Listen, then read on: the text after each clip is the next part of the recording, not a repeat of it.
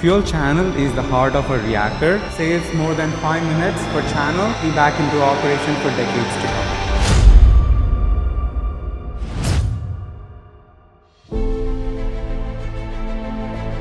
Fuel channel is the heart of a reactor.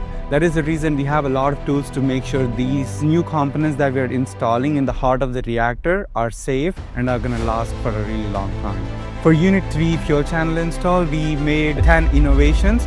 One of the biggest innovations is our combined pressure tube measurement tool. It is an innovation that we came up along with the Westinghouse and NPX. Over 2 years of research, we found a way to combine 4 of our critical measurement tools to help the trades make their measurements more accurate.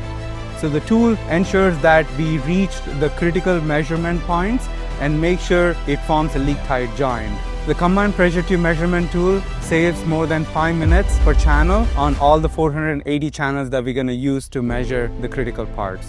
We expect the tool to save us 2 days on critical path and bring Unit 3 safely back into operation for decades to come.